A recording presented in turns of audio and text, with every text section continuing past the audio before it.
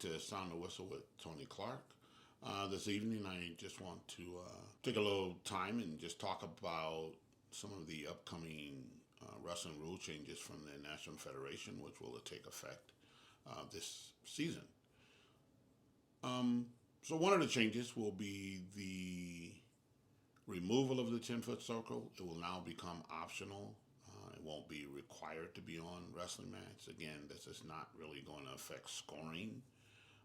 We as officials and wrestlers and coaches and fans, we know where the middle of the mat is. So there's, removing the 10-foot circle is not going to have a huge impact on how moves are scored and how wrestling action will be maintained. The officials will be able to adjust if they happen to use a mat that doesn't have a 10-foot circle.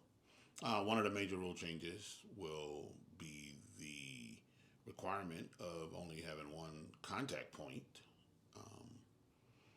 to be considered in bounds. So that's going to be major. I know college went to that rule years ago. They seem to have a lot of success with it. High school wrestling, there's been a lot of submissions to try to get to this point. A lot of them failed because of safety and concerns.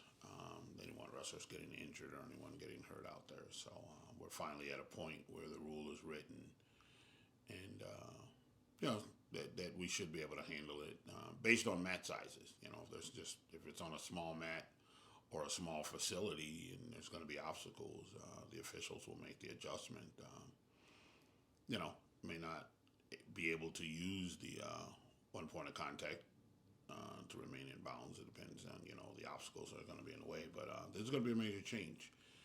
For years we've had to have 2 points of contact in order for action to continue and scoring to be allowed once the wrestlers cross that boundary line. So with the 1 point of contact, which can be, a toe, a hand, a heel of a foot, things of that nature, it's going to be very interesting.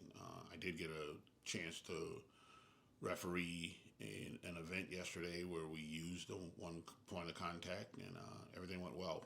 Again, we had plenty of space around the mats. We had the right size mats, so we had all the required safety features necessary to allow this to happen, and it went well. I think the coaches, the wrestlers, they adjusted to it. It took a little bit as official not to blow something out because I didn't see 2 points of contact, but adjusted pretty quickly, and I think everything went well. Like I said, with that using that rule change. Another major change is the increase in near fall scoring. So if the referee reaches a 2 point or a 2 second count, and the pending situation ends, they'll award 2. If they reach a 3 second count, and the pending situation ends, they'll award 3. If they reach a 4 point count and the pending situation ends, they will award 4 points. We no longer have a requirement to get to 5, just to give you 3 points. So, again, we used that rule change yesterday. It went well. Again, the coaches understood it, the wrestlers understood it, and it wasn't difficult at all. Based on how things went yesterday, it wasn't hard at all to keep up with the count. Never lost track of it really.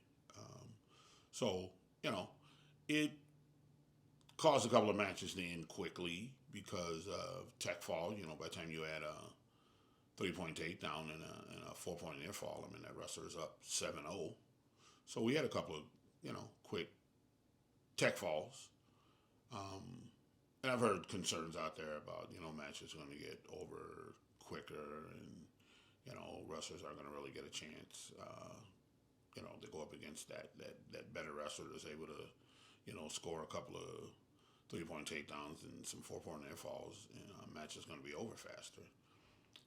Yeah, that's true. We saw out of the 3 hours we were there, we didn't have a lot of that. But we did see some of it, and those people that say match is going to get over faster, that's true.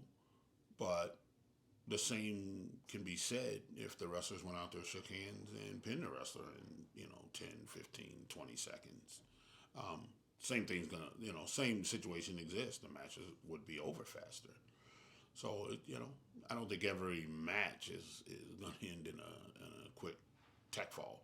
But the better wrestler, the superior wrestler could end it quickly. But again, they could end it quickly with a pin. So the rule, it worked out.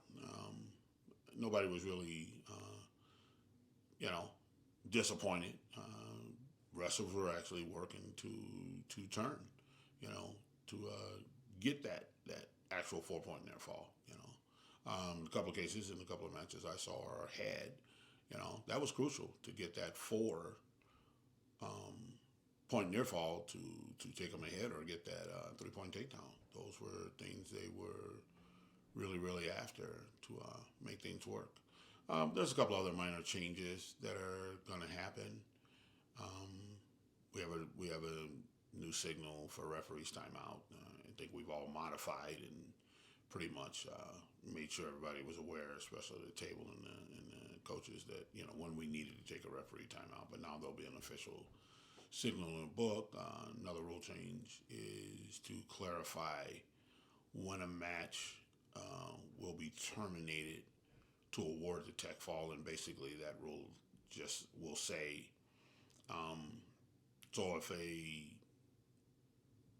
takedown happens straight to the back and the wrestlers in near fall criteria, once the near fall criteria has ended, and again, you got to remember now, not penning situation, but near fall criteria, once that is ended, then the official will, score it and the tech fall will be awarded.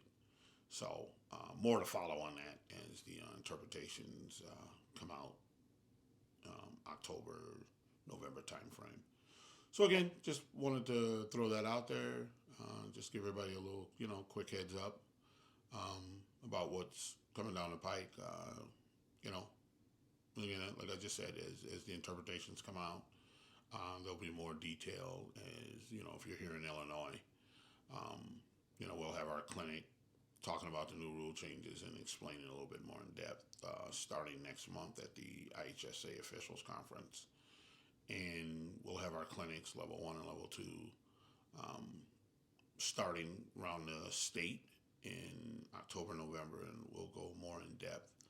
And, as information comes up, it'll be posted. Hopefully there's a lot of good discussion, either way, positive and negative, just to see what people's thoughts are. But, the rules they're here, they're going to be implemented, and we're going to use them, and we'll see, how things go.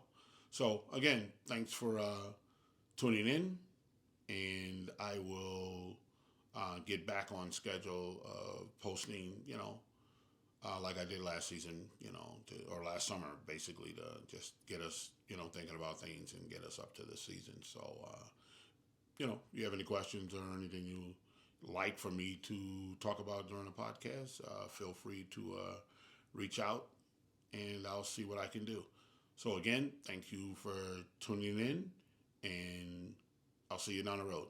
Thank you.